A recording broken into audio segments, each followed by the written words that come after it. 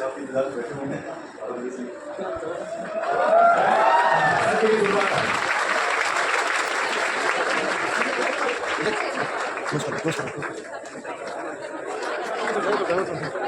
आइए इस अतुल्य कार्यक्रम की शुरुआत करते हुए हम गौरवपूर्ण अनुभूति के साथ स्वागत करते हैं अपने मुख्य अतिथि वक्ता का, श्री रवि सिहाग।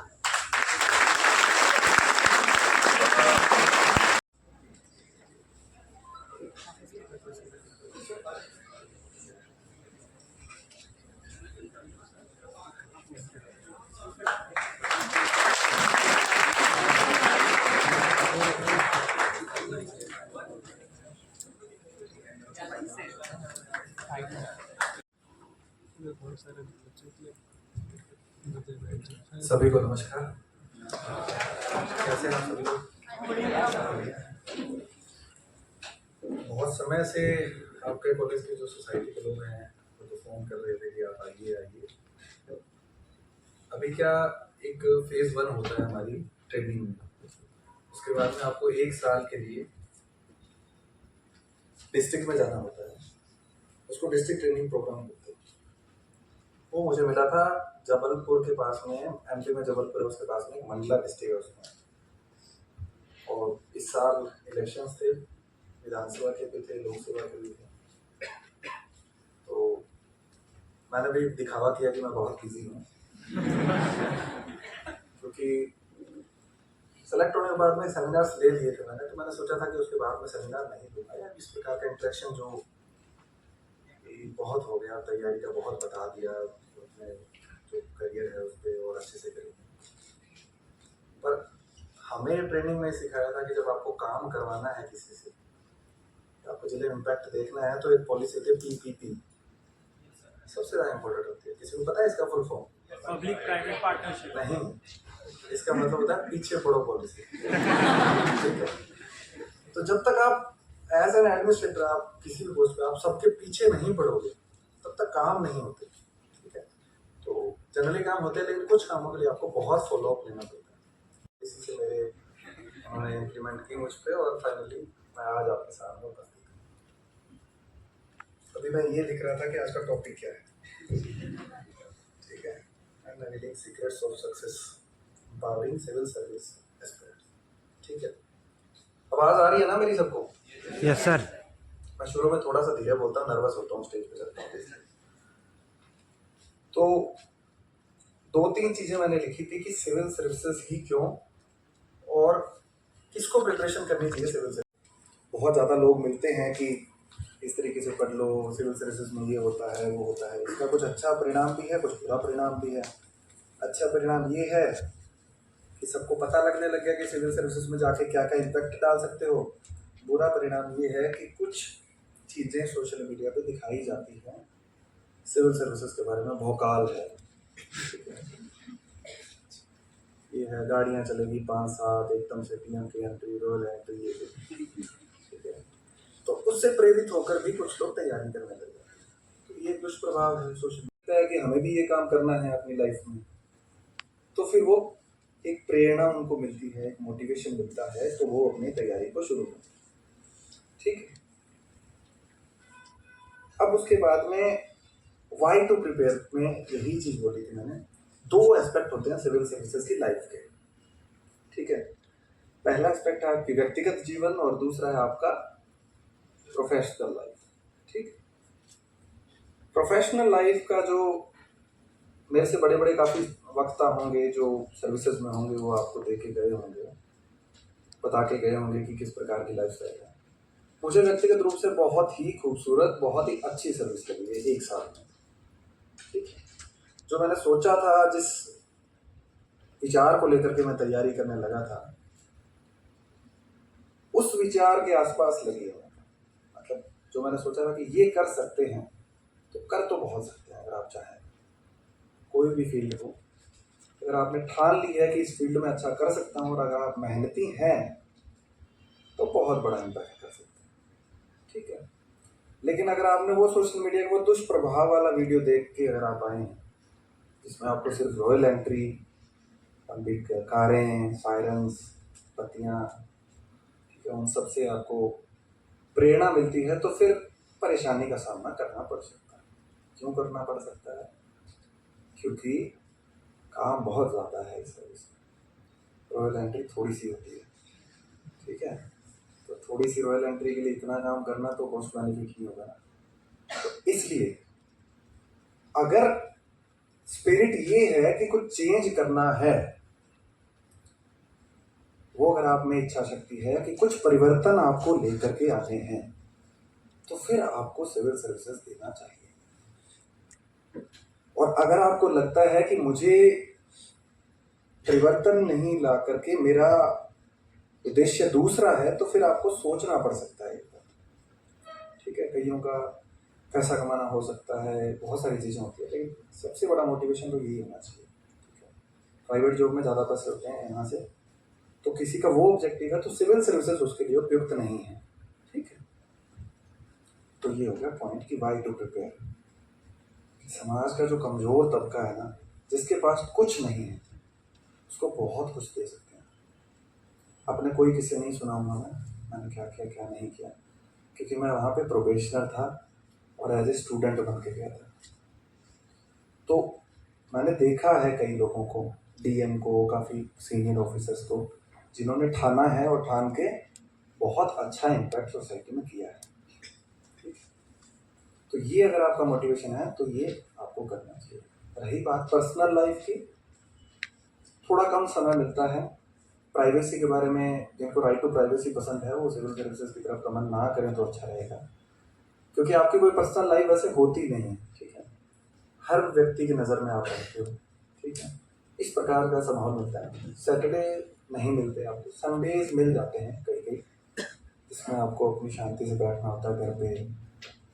ये सब एक बेसिक मैं आपको आइडिया दे रहा हूँ, लेकिन परिवर्तन के लिए बहुत कुछ है, ये बता रहा हूँ। मुझे व्यक्तिगत रूप से बहुत अच्छा लगा, बहुत मैंने अच्छा सीखा, बहुत मज़ा आया मेरे को काम करके एक साथ, क्योंकि एक मोनोटोनस होती है ना जॉब। कई बार बहुत सारी जॉब को रजिस्ट्रेट काम करते हो, कभी आप इंस्पेक्शन पे जा रहे हो, कभी आप हेल्थ की मीटिंग ले रहे हो, हेल्थ पे क्या करने का सोच रहे हो।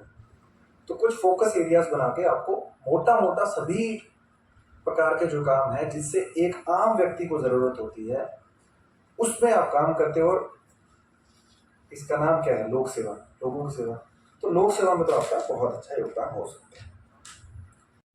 अब इसकी पूर्व शर्तें क्या है? पूर्व शर्तें क्या है? 2-3 चीजें। पहला पॉइंट है कि आपके अंदर मोटिवेशन होना चाहिए सेवा का।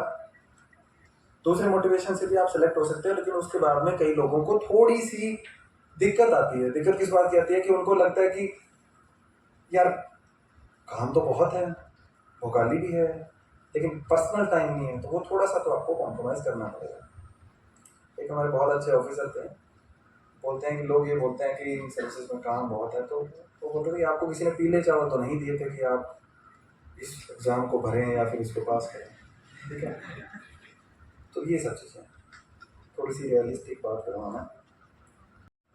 तैयारी कहाँ से शुरू करनी है? तैयारी कॉलेज के दौरान शुरू कर सकते हैं, लेकिन कॉलेज टाइम की उसकी कॉस्ट पे नहीं। ठीक है, कि कॉलेज का हम सारा कुछ छोड़ रहे हैं और सिर्फ प्रिपरेशन में लगे हैं। कॉलेज को टाइम देना बहुत ज़रूरी है। ठीक है, क्योंकि मैं बहुत ज़्यादा कॉलेज नहीं गया था, इसलिए मुझे कॉलेज की अहमियत ज़्यादा पता है। हमारे पास जो होता है ना उसकी महत्व हमें कम समझ आता है। हमें वो grass is greener on the other side, दूसरी की थाली में लड्डू बड़ा दिखता है, ये सारी चीज़ें होती है। ठीक है, तो कॉलेज लाइफ को जब आप छोड़ते हो तब आप उसको मिस करते हो। सेम ऐसा हुआ था हमारे साथ में। एकेडमी में हम लोग 7-8 महीने रहे, तो हमें लगता था कि फील्ड में भेज दो। फील्ड में गए तो गर्मी से ये लगा कि एकेडमी ठीक थी। तो ये सारी चीज़ें सबको फील होती हैं। ठीक है, अब इसके बाद में ये है कि कॉलेज में क्या क्या आपको करना है। कॉलेज में ये करना है कि कॉलेज की स्टडी का प्रोग्राम होगा तो आपको ठीक ठाक कर लेना है। ठीक है, कई लोग बहुत अच्छे से करते हैं, कई लोग बिल्कुल भी नहीं करते, तो बिल्कुल भी नहीं करते उनको बोलूँगा कि थोड़ा कर लेना चाहिए। जो इस प्रकार का माइंड सेट होता है कि कॉलेज में मज़े मारेंगे, ये सब करेंगे, तो थोड़ा तो पढ़ाई कर लेनी चाहिए। ठीक है, इतना अच्छा इंफ्रास्ट्रक्चर है, मैंने इतना बढ़िया कॉलेज बहुत कम देखे हैं। ठीक है, आपके पास लाइब्रेरी है, इतनी बुक्स हैं, आपके जो लाइब्रेरी को संभालते हैं वो कह रहे थे कि बस बच्चे आके बता दें मुझे कौन सी बुक्स चाहिए, हम उनको अवेलेबल कराएंगे। ठीक है। तो आपको किसी को पढ़ने का शौक है तो आपके लिए इतनी बढ़िया चीज़ है, इतना अच्छा माहौल है, मतलब बेसिकली आपके साथ में सर्किल है, ठीक है। तो ये सब चीज़ें भी आपके पास बहुत अच्छी हैं। अब कल्चरल इवेंट्स भी होते हैं, किसी को शौक होगा गाने बजाने का, किसी को डांस का शौक होगा, किसी को पेंटिंग का होगा, तो वो भी एक हॉबी आप रख लें, क्योंकि आगे चल के बहुत काम आती है, ठीक है। मेरी कोई हॉबी थी नहीं, लिख देते कुछ भी बना के कि यूपीएससी में फॉर्म भरना है, और हॉबी पे बड़े डिस्कशंस चलते थे। हालांकि वो क्वेश्चंस नहीं पूछते, और अगर आप छोड़ भी देते हैं हॉबी का कॉलम तो आपको बहुत ना होता है कि सर मैं मिडिल क्लास फैमिली से हूँ, इतना कभी टाइम मिला नहीं कि इस प्रकार के वाइडर डिफरेंट शौक रख पाए हम। तो एक हॉबी आपको रखनी चाहिए, फिर मैं बता रहा हूँ, और तो अभी भी मैं कोशिश कर रहा हूँ कि मेरी कुछ हॉबी बन जाए, एक्सेप्ट कुछ भाग दौड़ करने के, कुछ जिम विम जाने के, ये एक हॉबी मैं मान सकता हूँ कि इसमें मुझे अच्छा लगता है, ठीक है। तो ये कल्चरल इवेंट आपको रखना पड़ेगा ताकि आपको ये सब चीज़ें। तीसरा, जो तैयारी है वो एक साइंटिफिक चीज़ से देखना है। आपको बहुत पढ़ के आप दिन में 12-15 घंटे पढ़ रहे हैं फिर भी आप निकाल देंगे, लेकिन अगर आपको समय बचाना है तो मेहनत थोड़ी सी उससे कम करनी है, जो आप पीक लेवल होता है मेहनत का उससे कम करनी है, तो थोड़ा साइंटिफिक रहना पड़ेगा। वो क्या क्या चीज़ें हैं? एक, अपने स्वास्थ्य का ध्यान आपको रखना पड़ेगा, ठीक है। स्वास्थ्य से मतलब फिटनेस थोड़ा रखना पड़ेगा, फिट रहना पड़ेगा। फिट रहने का मतलब ये नहीं है कि आप जिम में जाके 4 घंटे वर्कआउट कर रहे हो, वेट उठा रहे हो फिर कोई इंजरी लेके आ रहे हो, वो नहीं करना। उसका मतलब है कि थोड़ा बहुत आप वॉक भी कर रहे हो आधा घंटा, तो वो भी फिटनेस की कैटेगरी में आ जाएगा, ठीक है। दूसरा, अच्छा खाना है। अब अच्छा खाने का मतलब ये नहीं है कि आप बस वेजिटेबल्स खा रहे हैं, उपवास रख रहे हैं। अच्छा खाने का मतलब है कि नॉर्मल जो आप खाते हैं बाहर का कम खा के, फास्ट फूड को अवॉइड करके, सारा ब्लड बायोलॉजी की क्लास नहीं है।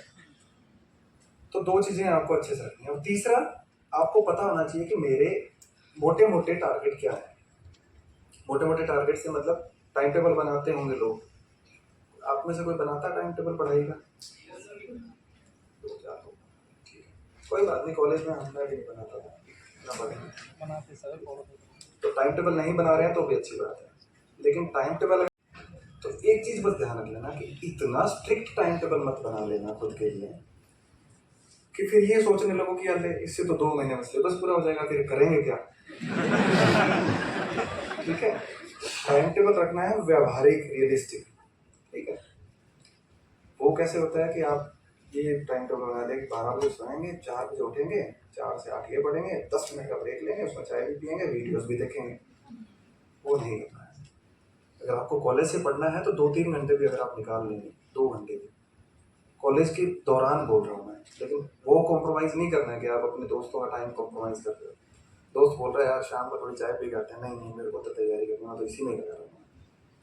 कॉलेज के टाइम की बॉन्डिंग है ना, वो हमेशा रहेगी, ठीक है। ये कर लिया आपने।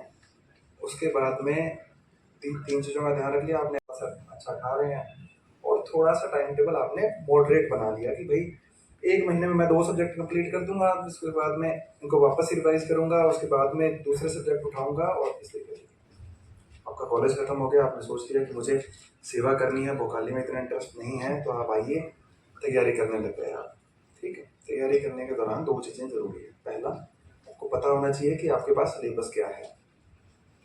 हालांकि जो सिलेबस में लिखा है उससे बाहर भी बहुत पूछती है यूपीएससी, लेकिन उतना अगर आप पढ़ लेंगे तो आपके सिलेक्शन हो जाएगा, ठीक है। सिलेबस उठा लिया आपने, सिलेबस उठा के उसको अच्छे से पढ़ लो कि क्या क्या है इसमें लिखा हुआ, ठीक है। उसके बाद में आपको प्रीवियस ईयर क्वेश्चन पेपर देखने, आपने हिस्ट्री उठा लिया कि अब से हिस्ट्री पढ़ना है। हिस्ट्री में आपने चलो शुरुआत कर दी मॉडर्न इंडिया से। सबसे पहले पीवाईज की उठाए सिर्फ मॉडर्न इंडिया के, उनको एक एक करके आपने देख लिया अच्छे से। उसके बाद में एनसीईआरटी उठा लिया आपने, उसको अच्छे से रिवाइज कर लिया। फिर दोबारा से एक बार और पीवाईक्यूज देख लिए, फिर एनसीईआरटी देख लिया। 2 सब्जेक्ट उठाता था मैं जनरली, जैसे एक पॉलिटी उठा लिया, एक हिस्ट्री उठा लिया, उनके पीवाईक्यूज देख लिए, प्री और मेंस दोनों के। अब पीवाईक्यूज देखने का मतलब ये नहीं है कि आपको रटना है, जैसे मैंने 1-2 जगह बताया था कि पीवाईक्यूज देखना, वो करेगी सर याद ही नहीं हो रहे, वो तो याद नहीं करना, वो इसीलिए देखना है कि यूपीएससी किस तरीके से क्वेश्चन पूछता है, ठीक है। वो क्वेश्चंस आपने देख लिए, फिर आप पढ़ोगे जब आपको पता चलेगा अच्छा ये वाली लाइन यहाँ से उसने पूछी थी, ऐसे पूछ सकता है, ये स्टेटमेंट ऐसे घुमा के दे सकता है, ठीक है। पीवाईक्यूज कर लिए, उसके बाद में आपको करना है स्टार्ट पढ़ाई। पढ़ाई स्टार्ट करने के बाद में मैं जनरली क्या करता था, सबका अलग अलग होता है, मैं एक बुक को 2 बार पढ़ता था। जैसे पॉलिटी की लक्ष्मीकांत उठा ली तो लक्ष्मीकांत जब तक कंप्लीट होगी तो दोबारा से शुरू कर दूंगा उसको। बहुत बोरिंग काम होता है ये, तो बोरिंग करेंगे तभी कुछ अच्छा मिलेगा, ठीक है।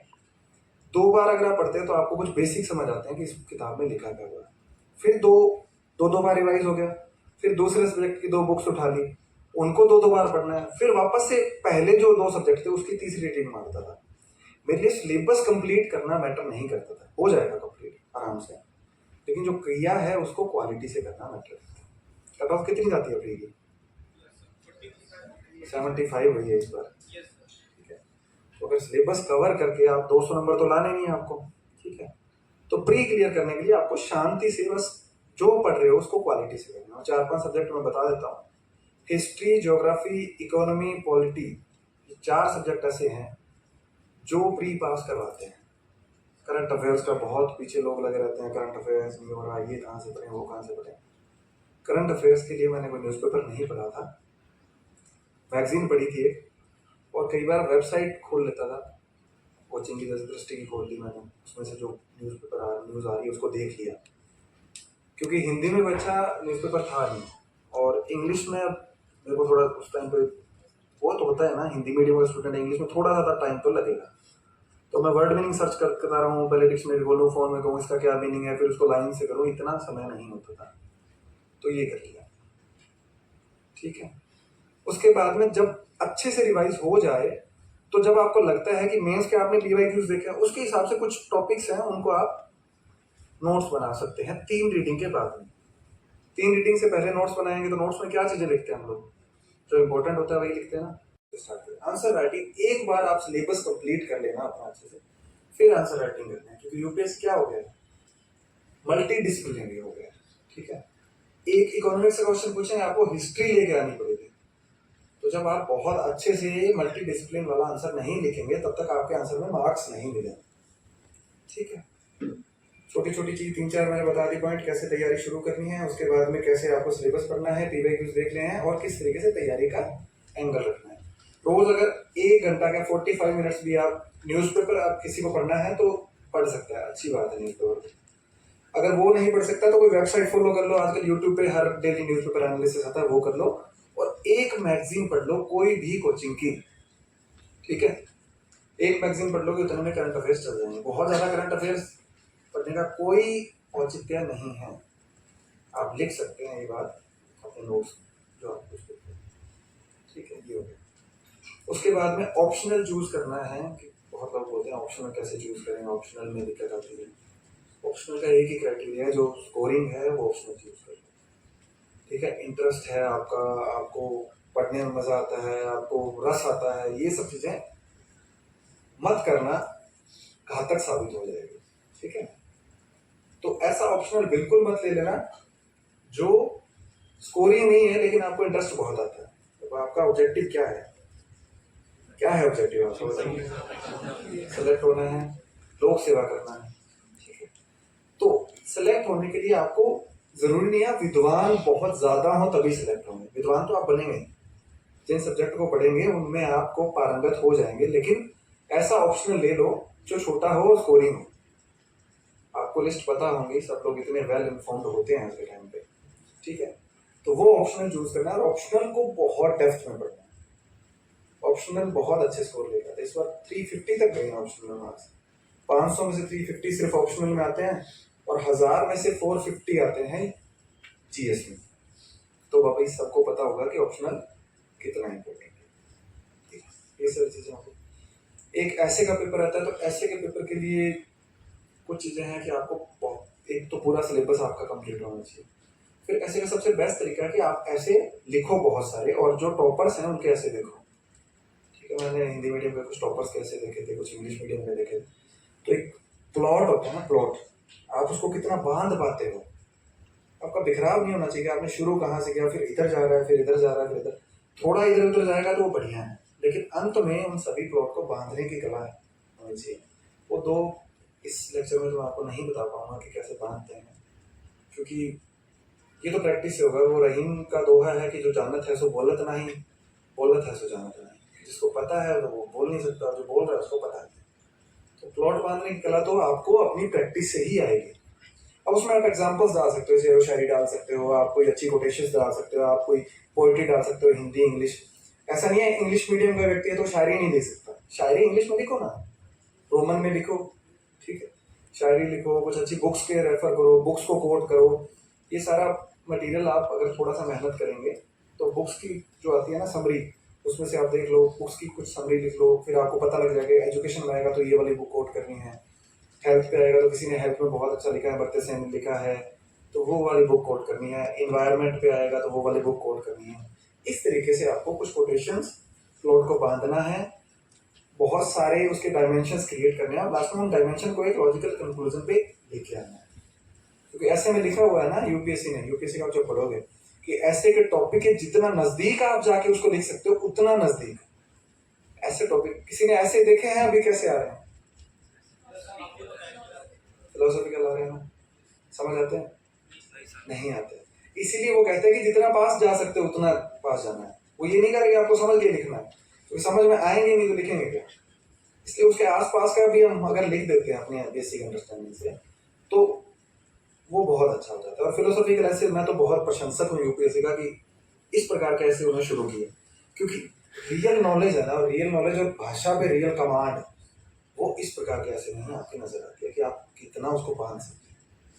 ठीक है, ये हो गया मोटा मोटा पढ़ाई का तरीका।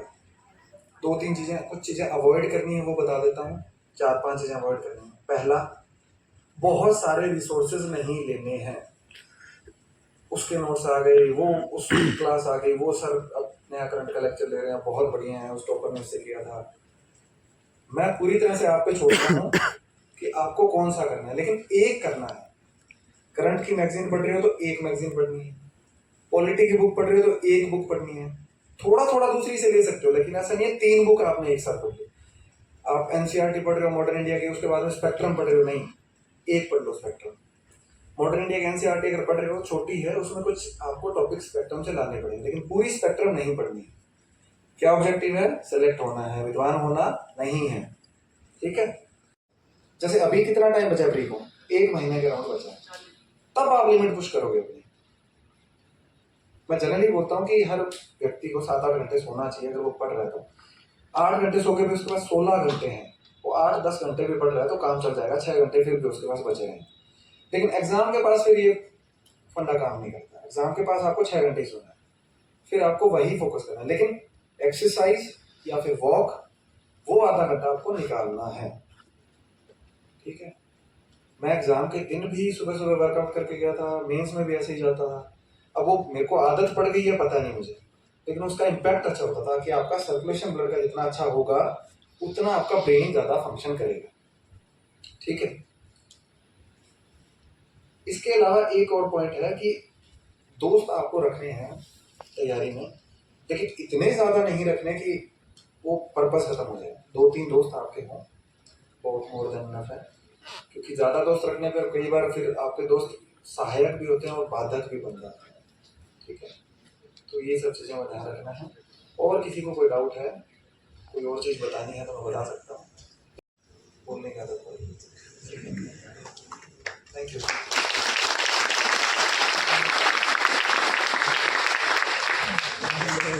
वो मुश्किल होते हैं, और जो चैप्टर मुश्किल है उनको सबसे पहले कर दो कि तुम्हारा ब्रेन ट्रेंड हो जाएगा इस प्रकार के इनर्शिया को डील करने में। कि जो टॉपिक्स हार्ड है ना उसको पहले करो, ब्रेन ट्रेंड हो जाएगा। अगर हमेशा हार्ड टॉपिक को छोड़ते रहोगे ना तो फिर वो छूटते ही रहेंगे। ठीक है, ये नहीं समझ आ रहा कि वो इंस्टीट्यूट वाले 22 महीने 24 महीने ले रहे हैं। अब फिर वो बोलते हैं कि अभी साल भर मेंस करो, प्रैक्टिस करो, ये करो वो करो, कहानियाँ चलती रहती हैं। अब हम लोगों को लग रहा है कि इतना तो हम खुद से कर सकते थे, इंस्टीट्यूट के चक्कर में पड़ के हम लोग फंसे महसूस कर रहे हैं। तो अब ये नहीं समझ आता कि इंस्टीट्यूट के थ्रू चलें, अपनी स्ट्रेटेजी बनाएं खुद से। तो ये नहीं समझ आता कि करें क्या। एक तो फंसा महसूस कर रहे हैं, ऊपर से 2-2.5-3 साल की एनर्जी अपना इंस्टीट्यूट को दे दी है। अब क्या करें ये नहीं समझ आ रहा था। और 21 वाला एग्ज़ाम दिए थे, मेंस भी लिखे थे, आप तब से पीटी नहीं क्वालिफाई हो रहा है, आप क्या करें?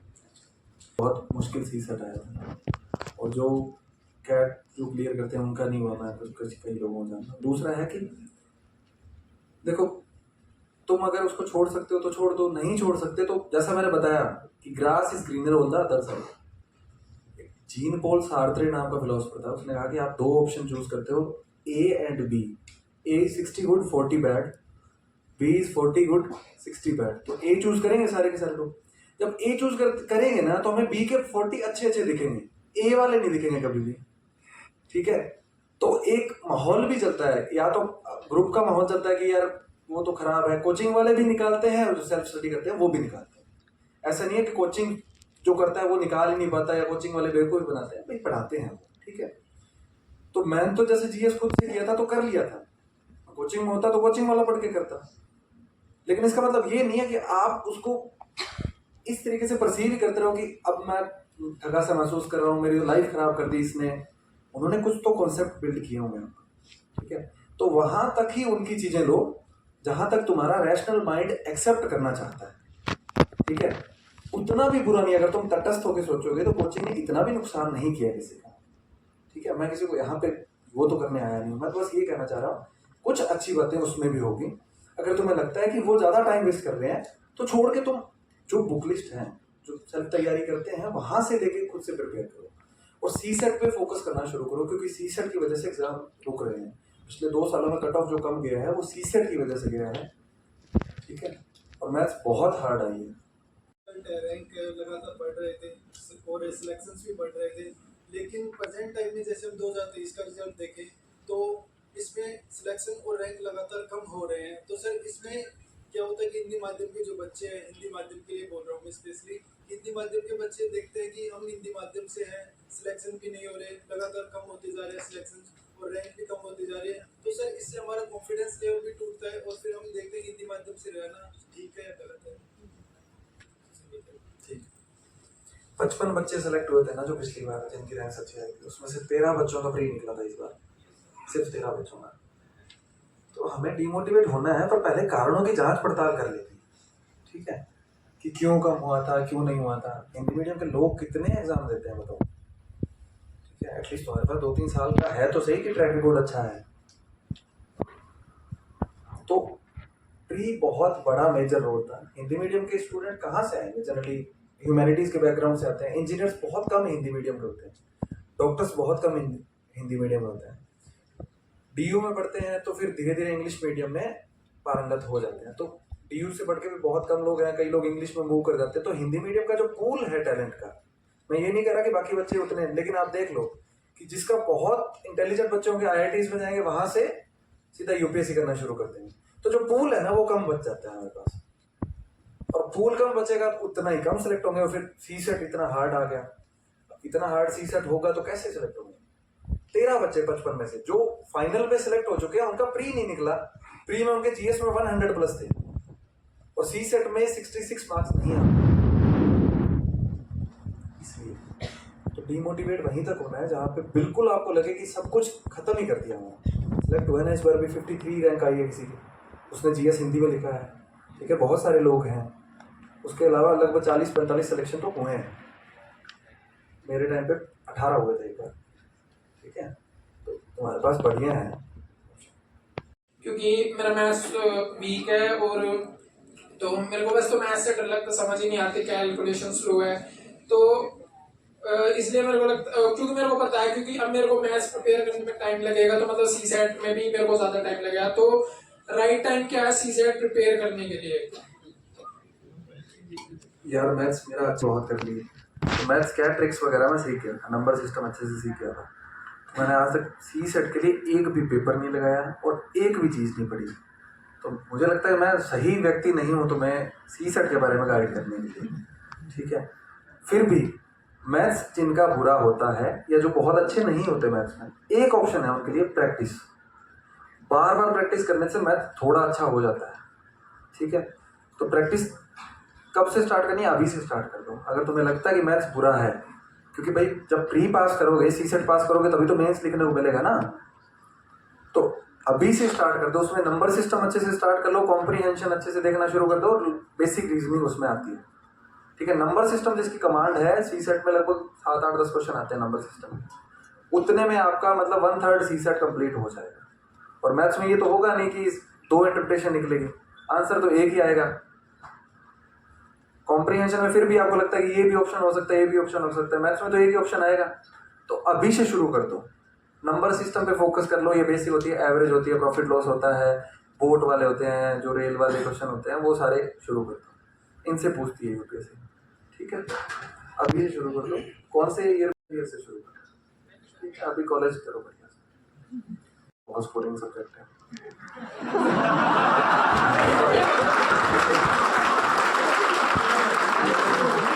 दूसरा पॉलिटिकल साइंस PSIR लेते हैं, इंग्लिश मीडियम के लिए बता रहा हूँ मैं। अभी PSIR है, मैथमेटिक्स है अभी, उसके अलावा एंथ्रो अच्छा सब्जेक्ट था, सोशियोलॉजी अच्छा सब्जेक्ट था, ये लोग फिजिक्स से निकालते हैं, फिजिक्स में भी अच्छे मार्क्स आते हैं। ठीक है, ये सारे हैं ऑप्शनल इंग्लिश मीडियम के। उसके अलावा भी ऑप्शनल है, मुझे ज़्यादा जानकारी नहीं इंग्लिश मीडियम में। हिंदी मीडियम में कम स्कोप बचा है यार ऑप्शनल के मामले में, धीरे धीरे सिकुड़ता जा रहा है हिंदी मीडियम ऑप्शनल के मामले में। हिंदी साहित्य अच्छा है, हिस्ट्री अच्छा है, संस्कृत साहित्य अच्छा है, हिंदी का नहीं है फिर भी हिंदी से थोड़ा सा ज़्यादा कनेक्ट कर लेते हैं।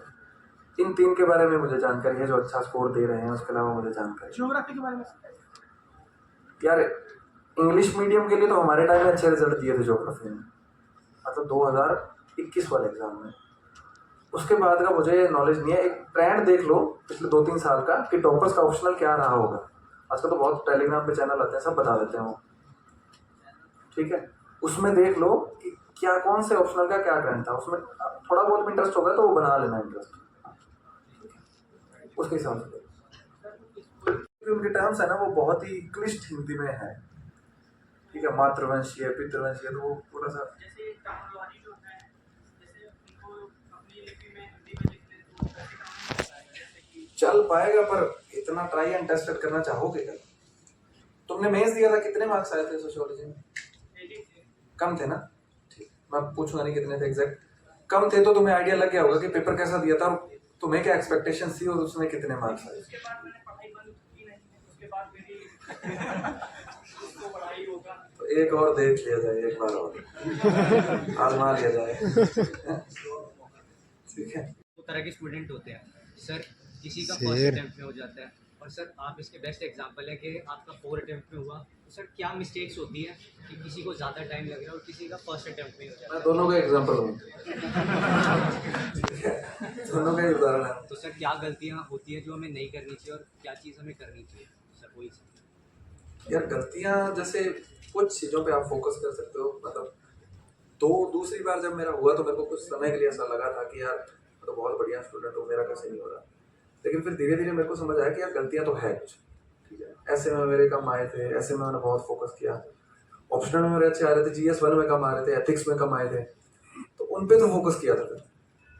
तो ये चीज़ है कि आपको एक बार में पता लग जाता है। कईयों को पहले अटेम्प्ट में चीज़ें समझ आ जाती है तो वो पहले अटेम्प्ट में निकाल लेते हैं, मेरे जैसे को नहीं आती है तो फिर 3-4 अटेम्प्ट लगते हैं। ठीक है, तो वो आपको गलतियां देखनी पड़ती है कि इस सब्जेक्ट में मेरे कम मार्क्स हैं। 3-3, 4-4 नंबर आप हर सब्जेक्ट में उठाओगे तो 9 सब्जेक्ट हैं, 7 है मतलब बेसिकली जिनके मार्क्स जुड़ते हैं। 35-40 नंबर में तो बढ़िया से रैंक आ जाती है।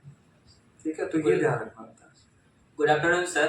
स्वतंत्रता का अधिकार में बोलने का अभ्यर्थी का अधिकार भी है। उनके जो व्यू पॉइंट है वो उनके व्यू पॉइंट हैं, आपको उनको एक्सेप्ट करना है नहीं करना है वो आप पे निर्भर करता है। ठीक है, जैसे बहुत सारे लोग बोलते हैं शराब नहीं पीनी चाहिए, तो जिनको जो पीते हैं वो तो पीते ही हैं। ठीक है, तो उनके व्यू पॉइंट है, उनका ये पॉइंट है कि आप, जैसा मैंने बताया कि अगर भोकाली के लिए जा रहे हो तो मत जाओ, पैसा कमाने के लिए जा रहे हो तो मत जाओ। ठीक है, अपनी ईगो सेटिस्फाई करने के लिए कि मैं तो बॉस बन के रहूंगा, मैं सबको डांटूंगा फटकारूंगा, उसके लिए मत जाओ। मैं सबको जो भी करप्शन कर रहा है सबको पकड़ पकड़ के जेल में डाल दूंगा, ये कर दूंगा, वो मत जाओ। आपको क्या करना है, क्या काम के लिए गए हो? लोक सेवा, आपको इम्पैक्ट डालना है तो जाओ।